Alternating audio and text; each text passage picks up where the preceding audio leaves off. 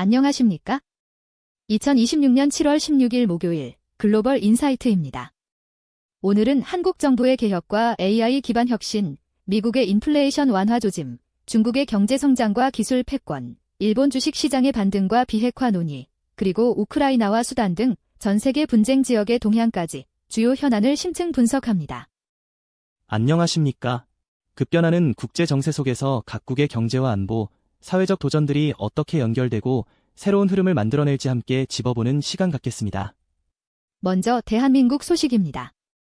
이재명 대통령은 남은 임기 동안 개혁과 혁신에 역점을 두고 3,500억 달러 규모의 대미 투자는 국익 수호 측면에서 신중히 접근할 것을 당부했습니다. 또한 코스피 단일 종목 레버리지 ETF 보완 대책과 AI 기반 팩트체크 시스템 구축도 지시했습니다. 박 작가님, 이러한 정부 지시들이 한국 경제와 사회에 어떤 영향을 미칠까요?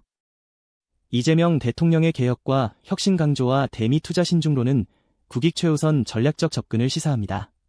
AI 팩트체크 시스템은 가짜뉴스 시대의 기술로 국민 신뢰를 회복하려는 노력인 동시에 통제 오용 가능성도 경계해야 합니다. 금융시장의 ETF 규제는 과거 닷컴 버블처럼 투자 과열이 실물 경제에 미칠 파장을 차단하려는 의지로 해석됩니다. 다음은 미국 소식입니다. 6월 CPI가 연간 3.5%로 둔화되고 PPI도 하락하며 인플레이션 완화 징후를 보였고 미국 주식시장은 상승세를 기록했습니다. 한편 트럼프 대통령은 ICE 요원들의 교통 단속을 계속해야 한다고 밝혔고 하원은 국방 예산 법안에서 바이든 시대 정책 자금 지원을 중단했습니다. 박 작가님, 이러한 경제 지표와 정책 변화의 의미는 무엇인가요? 미국의 인플레이션 둔화는 연준의 금리 인상 사이클 종료 기대감을 높여 시장 안정화에 긍정적입니다. 이는 마치 1980년대 폴 볼커 연준 의장 시기처럼 인플레이션이 잡히던 때를 연상시키죠. 트럼프 대통령의 ICE 단속 지속 지시는 강력한 법 집행을 강조하는 보수층 결집 전략으로 보입니다. 하원의 국방 예산안은 트럼프 행정부가 전임 정부 정책 유산을 지우고 이념적 우선순위를 재정립하려는 분명한 신호입니다.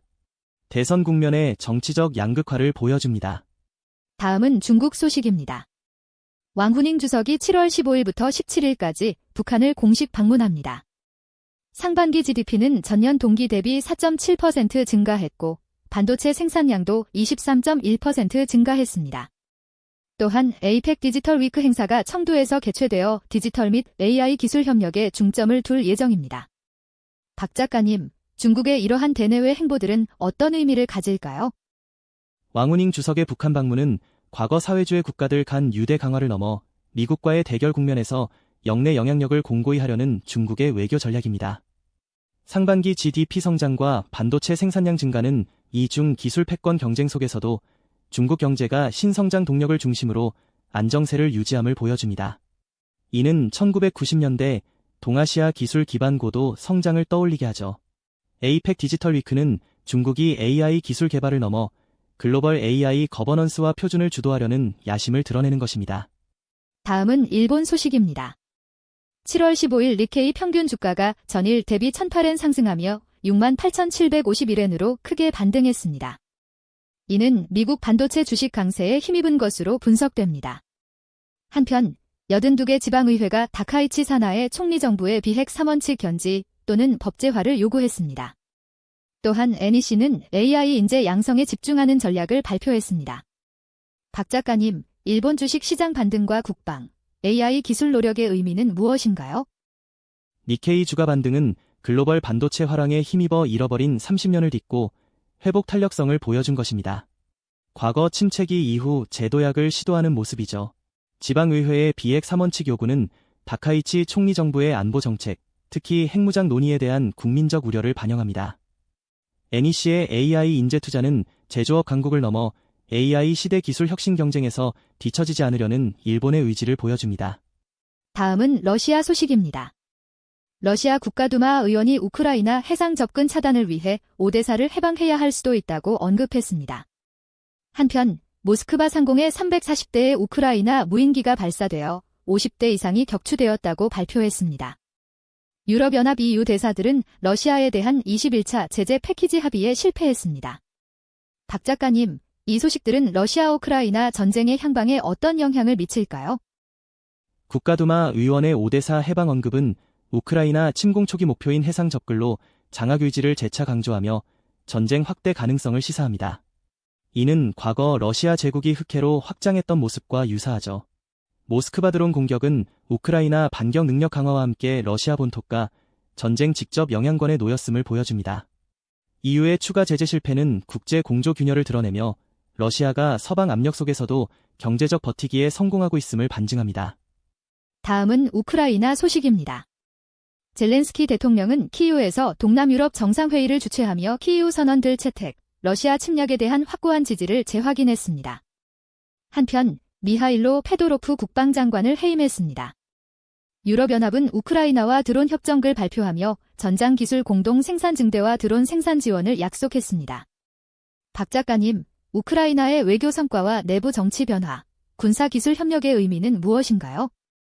젤렌스키 대통령의 동남유럽 정상회의와 키이우 선언은 러시아 침략에 맞서 국제적 지지 기반을 다지려는 우크라이나의 외교적 성과입니다. 과거 유럽 국가들이 강대국 침략에 공동 대응했던 사례를 연상시킵니다. 국방장관 해임은 전시 상황 불가피한 내부 개편이자 전황에 따른 군사 전략 변화를 시사하죠.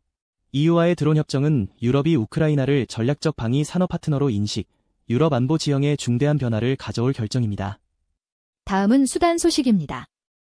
G7과 U는 에로베이드에서 민간인을 위험에 빠뜨리는 급속 지원군 RSF와 연합군 행동을 중단하고 다르푸르 무기 금수 조치를 수단 전역으로 확대할 것을 촉구했습니다. RSF는 3개월 인도주의적 휴전에는 동의했지만 점령지 철수 요구는 거부했습니다. 유엔은 수단 금과 아라비아 고무 무역이 전쟁 경제의 주요 자금원이라고 경고했습니다. 박 작가님, 수단 사태에 대한 국제사회 개입과 전쟁 경제의 실상은 무엇을 의미할까요? G7과 EU의 무기 금수 확대 촉구는 수단 분쟁의 장기화와 인도주의 위기 심화에 대한 국제사회의 강한 우려를 반영합니다. 하지만 RSF가 휴전만 수용하고 점령지 철수 요구를 거부한 것은 평화 정착이 요원함을 보여주죠. 과거 아프리카 분쟁의 피해 다이아몬드처럼 수단에서는 금과 아라비아 고무가 분쟁 당사자들의 전쟁 경제를 지탱합니다.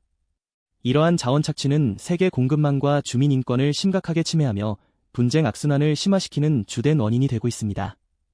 오늘은 한국의 개혁 의지와 글로벌 기술 경쟁, 그리고 전 세계 분쟁 지역의 깊은 그림자까지 다양한 소식들을 살펴봤습니다. 박 작가님, 마지막으로 오늘 이야기들을 한 줄로 정리해 주신다면요? 네, 복잡한 국제 정세 속에서 기술은 국가의 흥망성쇠를 가르는 핵심 변수가 되고 분쟁은 여전히 인류에게 깊은 고통과 도전을 안겨주고 있습니다. 하지만 그 속에서도 희망의 씨앗은 뿌려지고 있습니다. 네, 오늘 글로벌 인사이트는 여기서 마무리하겠습니다. 어려운 여건 속에서도 희망을 찾고 미래를 향해 나아가는 모든 분들께 활기차고 의미 있는 하루 되시기를 바랍니다. 고맙습니다.